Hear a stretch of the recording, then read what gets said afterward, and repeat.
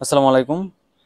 এগুলো হলো বিটল পোকা। যারা শৌখিন খামারি আছেন, যারা বাড়িতে কিছু সংখ্যক আপনারা শৌখিন মুরগি এবং কি পাখি বা কোয়েল পাখি পালন করেন, তাদের জন্য এগুলো হলো আপনাদের বিটল পোকা। এটা বাড়িতে আপনার, এটার কোনো গন্ধ নেই, কোনো দুর্গন্ধ নেই। এটা বাড়িতে যে কেউ পালতে পারবেন। এটার পালতার কোনো খাওয়ার খরচ নাই। এটা আপনারা প্রতিদিন যে কোনো শাকসবজি, পেঁপে বা কুমড়া, এরকম 2-3টা কুটি এটার মাঝে দিয়ে রাখবেন।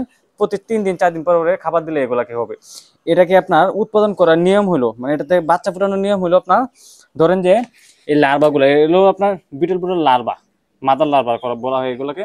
এগুলো যখন বড় সাইজ হবে, এরকম বড় বড় হবে, তখন একটাকে এমন করে ভরে, এটা কৌটা আছে, আমরা এগুলোকে বলে আপনার 2 কাপ, 2 কাপ বা 6 কাপ এগুলো কিনে আপনারা এরকম করে একটা করে ভরে এরকম করে রাখতে পারেন। এটা আপনার 15 থেকে 16 দিন রাখলে এটা আস্তে আস্তে আপনার এরকম পরিণত হবে। এটা হলো আপনার এই যে এরকম বেঁকে যাবে, বেঁকে গিয়ে আস্তে আস্তে আপনার এরকম মাদারে পরিণত, মাদারটা আপনার এরকম হবে। এদিকে নিয়ে আয়, মাদাটা আপনার এরকম হবে। এটা আপনার আস্তে আস্তে এটার মাঝে ডিম পারবে। ডিম পারার পর আপনারা এই ডিম থেকে এরকম একটা লার্ভা পাবেন। এই লার্ভাটা আপনারা পাখিকে বা মুরগিকে বা শৌখিন যে কোনো জিনিসকে আপনারা খাওয়াতে পারবেন। এটা খাওয়ালে আপনাদের খাবারের চাহিদা বা পুষ্টি বা কোনোদিন ওষুধ লাগবে না এগুলো খাবে। এটার পর্যাপ্ত পরিমাণে পুষ্টি আছে এগুলো। বাইরের দেশে এটা মানুষেরা খায়, কিন্তু আমরা বাংলাদেশে পশু পাখিরা খাবাই। এই বিষয়ে সকল ধরনের আপডেট জানতে আপনারা আমাদের ফেসবুক পেজ হালাল এগ্রো অ্যান্ড ইনকিউবেটর ফলো দিয়ে রাখেন।